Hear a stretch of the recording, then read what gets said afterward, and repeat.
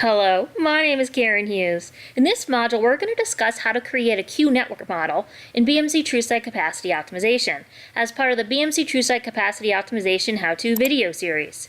In its simplest form, a Q network model is just a mathematical representation of a service, application, or infrastructure that includes both business drivers and systems. The Q network models are used to predict future system utilization, throughput, queue length, and response time based on the impact of a change to the business drivers running on those systems. And there are two types of Q network models: express Q network models and customized Q network models. If you look at the time frame or the steps in order to accomplish this, you first have to create a baseline.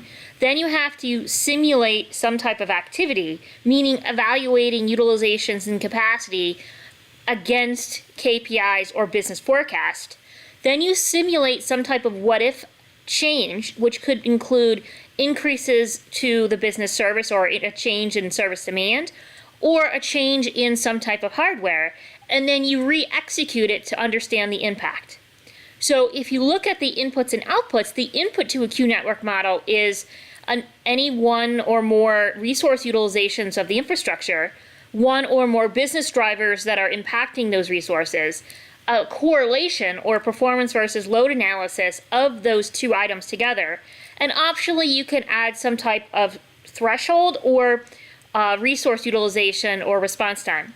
The output is going to give you the estimated resource utilization, response time, residual capacity, as well as queue lengths. So if we take a look at doing or executing a what-if scenario in a Q network model, you can make changes to workload volumes, as well as you can make changes to the system configuration. So let's take a look and see how we can create one of these in BMC TrueSight Capacity Optimization. Okay, so let's log on to the solution, navigate to the workspace, go to the works, the domain, and then the works area where we want to create our model, and we'll say add model. In this case, the wizard's going to appear, and we could either choose to create an express Q network model or the customized Q network model. So let's do the express one.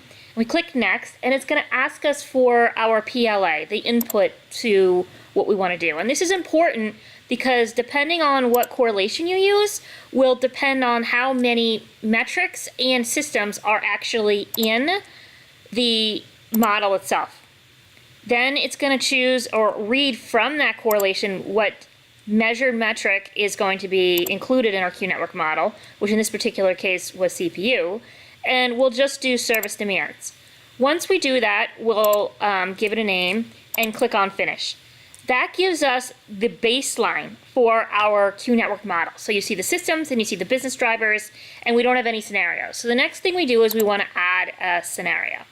So to do that, you first want to run predictions, and that's going to give you, in essence, an overall feel for how your systems are performing and the corresponding KPIs. So here you can see your queue length, you can see your response time graphs, you can see your throughput, and you can see your utilization.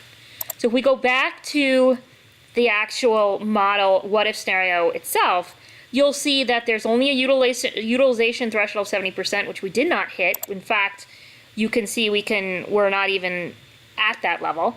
And now we can perform our what-ifs. So then at this point, you can make your what-if changes. This includes making configuration changes or making changes to service demands, and then seeing how that would impact these other graphs. But that will be done in another module. So that's how easy it is to create a Q network model.